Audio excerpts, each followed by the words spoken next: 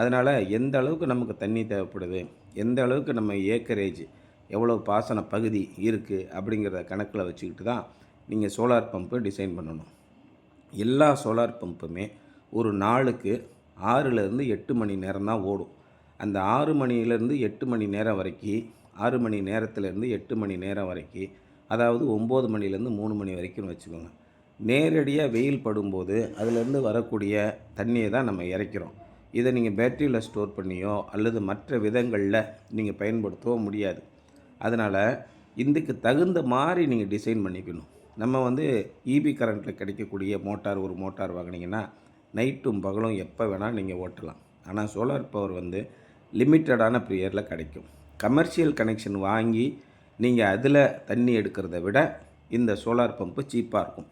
அதே மாதிரி டக்கால் வசதி எனக்கு கிடைக்குது சார், டக்காலில் வந்து நான் 3 லட்ச ரூபா கொடுத்து பம்பு போட்டுக்கிறேன், எனக்கு மின்சார வசதியெல்லாம் கிடைக்கும் அப்படின்னா நீங்கள் சோலார் பம்பு போடாமல் டக்கால் பம்பே போடுங்க. அதே மாதிரி இலவச மின்சாரம் கிடைக்கிறவங்க தாராளமாக நீங்கள் இலவச மின்சாரமே வாங்கி போடுங்க. அதுதான் உங்களுக்கு மிச்சமாக இருக்கும். சோலார் பம்பு எந்தெந்த இடத்துலலாம் போடணும் அப்படின்னா, ஆற்று படுகைகளில் மின்சார இணைப்பு கொடுக்க மாட்டாங்க. அந்த பகுதிகளில் ஆயில் என்ஜினை வச்சு நீங்கள் பயன்படுத்துகிறீங்களா, கட்டாயம் சோலார் போடுங்க. ஆயில் என்ஜினை விட பல மடங்கு லாபம் தரக்கூடியது. அதே மாதிரி மின்சாரமே கொடுக்க மாட்டேங்கிறாங்க, 3A1 தான் கொடுக்குறாங்க, கமர்ஷியல் தான் கொடுக்குறாங்க, அந்த மாதிரி இடங்களில் நீங்கள் சோலார் போடுங்க. சோலார் வந்து நல்ல லாபகரமாக இருக்கும். மற்ற இடங்களில் தயவு செய்து நீங்கள் சோலாரை தவிர்த்துருங்க. அது மாதிரி மின்சாரம் கிடைக்காத இடங்களுக்கு இது ஒரு வரப்பிரசாதம். நல்லா நீங்கள் பாசனம் பண்ணலாம், 3 போகமும் பண்ணலாம். அதுக்கு தகுந்த மாதிரி எத்தனை ஏக்கர் இருக்கோ அதுக்கு தகுந்த மாதிரி நீங்கள் பம்பு போடுங்க. 2 ஏக்கர் நெல் விவசாயம் பண்ண போகிறீங்க, தண்ணி நல்லா முழுமையாக தேக்கி வைக்கணும், 7.5 ஹெச்பி போடுங்க.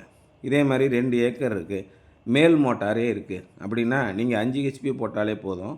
அந்த 40 அடி 50 அடி வரைக்கும் இழுக்கக்கூடிய மேல் மோட்டாரு 3 இன்ச்சு டெலிவரி கிடைக்கும். இந்த இடத்துல நம்ம 200 அடி ஆழத்தில் வச்சுருக்குறோம், 2 இன்ச்சு டெலிவரி கிடைக்குது. ஒரு நாளைக்கு ஒரு 50,000லேருந்து 75,000 லிட்டர் பம்பிங் தண்ணி இறைக்கும். இதை வச்சு நீங்கள் நெல் பாசனம் பண்ணணுன்னா 1 ஏக்கர் தான் பண்ண முடியும்.